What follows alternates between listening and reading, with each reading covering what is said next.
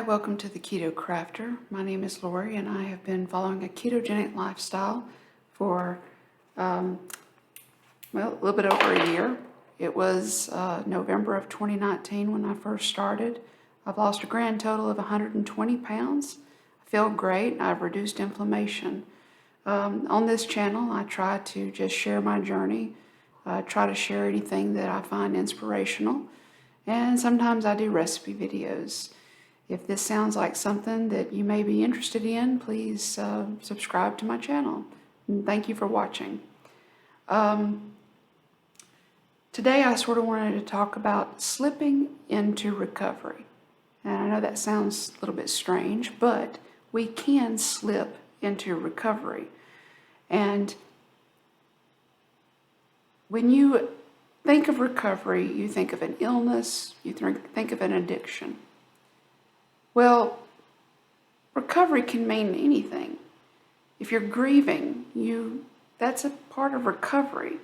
If you're getting over a failed relationship, or if you're transitioning in careers, some of that has to do with recovery.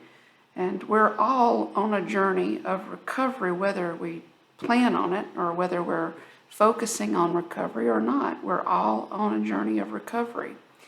And I've been reading Atomic Habits by James Clear, and I try to find inspiration in everything that I do, everything that I see, everything that I read, and I find that it helps me.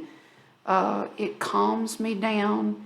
It helps me to focus better on goals that I set for myself, realistic goals.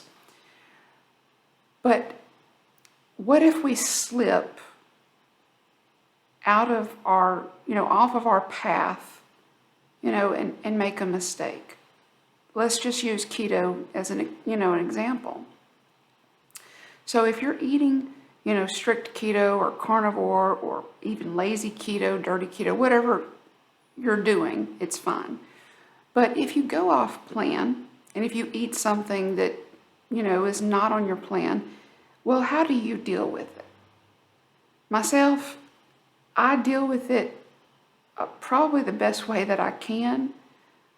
I know some people have said, just forget about it, act like it never happened, pick up and start again.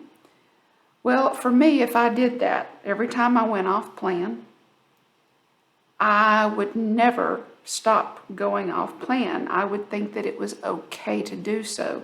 And for me, it's not. Now, you may be different.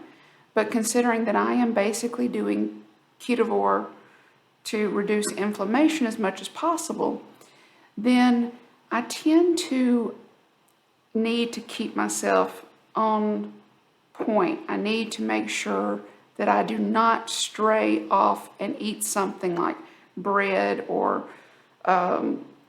anything with sugar in it, because I know that it's going to cause me pain later.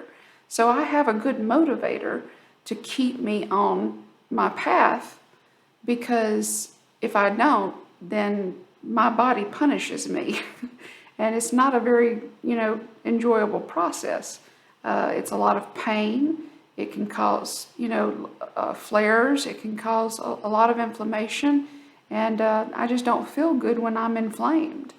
And I know what it's like now to feel great and not have any pain and be able to go off and do stuff with my family, or be able to do something as simple as laundry or running the vacuum cleaner without being in agony. So therefore, I have a good motivator. You never take the little stuff for granted. But I wanted to share something, and I'm not trying to break any copyright issues or anything, but this really spoke to me, and this is in the book, Atomic Habits by James Clear. The first mistake is never the one that ruins you. It is the spiral of repeated mistakes that follows. Missing once is an accident. Missing twice is the start of a new habit. And how true that is.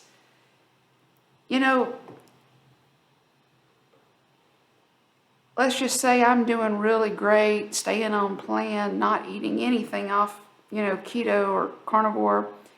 And then one day I decide that I'm going to have a hamburger with a bun, which is stupid in my case. And I don't do that. But if I did, okay, that's not really an accident. An accident on keto is when you eat something that you do not know what the ingredients are. Like, for instance, if you go out to eat at a restaurant, if you go out to Texas Roadhouse and you eat their loaded broccoli, okay, well, you may think that all they're using is broccoli, butter, sour cream, bacon, cheese, but you don't know if that cheese is pre-shredded. So it may have some type of anti-caking agent, which is usually maltodextrin or something like that. You don't know for sure. I mean, I would dare say that Texas Roadhouse, being as expensive as they are, they probably aren't using pre-shredded cheese, but considering how busy they are, they might be. I don't know this, and I generally don't ask. Or like if you're eating at a friend's or family's house and they're trying to accommodate you, but let's just say that if they make down in the South, sweet tea is a popular drink. I don't drink it anymore. I just drink unsweetened tea when I have tea, and that's usually only when I go out. But some people, they use Swerve in their tea, and some just use the little yellow packets. Okay, that's fine, but those yellow packets have dextrose or maltodextrin in them, so therefore it's not considered clean keto, it's dirty keto, because for some people, maltodextrin can cause inflammation. It can cause a rise in glucose, which therefore is going to cause problems with insulin. I'm not against Splenda. Splenda makes some good products. I really do like their allulose. I have tried it, I will say that. But as far as like the little packets, I stay clear of them. Of course, I've gotten really used to unsweetened tea, and I know that that's a sin down here in the South, but you deal with what you can. But let's just say that you don't know that it has Splenda in it. Well, okay, that's an accident. But if you find out later that it is, and you go back to that place or back to that family or back to that friends, and they offer you another glass of sweet tea that is sweetened with Splenda, and you know this and you take part in it, that's not an accident. That's a mistake, and it's a mistake that you're choosing to have. You're choosing to make that mistake. Now, it may not cause you problems, but let's just say that it does. Well, then you have to make a choice of whether you want to make this a new habit or break it. From now on, take bottled water, or just, start asking, or educate, loved ones and family members about, maybe using a different sweetener, maybe, Lakanto monk fruit, or maybe, transitioning to allulose, or trying to slowly decrease the sweetness, with allulose or pure sucralose, and come off of the sweet tea entirely. It's the same way, like, well, if you go to a restaurant and you order a Pepsi Zero Sugar or Coke Zero Sugar or something like that, well, what if they give you diet by accident? Well, that's a mistake. That's an accident, but if you choose to do it again, it's a mistake. We all make mistakes. There's nothing wrong with making mistakes, but you're supposed to learn from mistakes. At least I think so. I find it beneficial to me personally if I can learn from my mistakes. I haven't always learned from my mistakes, and so I keep on making them. That is the formation of a bad habit. And I don't want to do that. I want to make wise choices, as wise as I can. I want to form good habits. At first, I wasn't that crazy about this book. But the more I read in it, the more I feel like I can apply, some positive reinforcement in my life toward making good habits and just building them into my foundation. Particularly with exercise, I am generally not one that does exercise because with HS or fibromyalgia, it's very difficult sometimes to do. Having not the full range of mobility, the full range of movement in my extremities. And, if I get down on the floor, unless somebody's there to help me up, well, I'm just stuck there. So it's a process. Now, one day I'm going to be able to do it, and that's great because that's a habit that I'm going to form. I am working on that now. So it's a very process. You have to look at your life each day.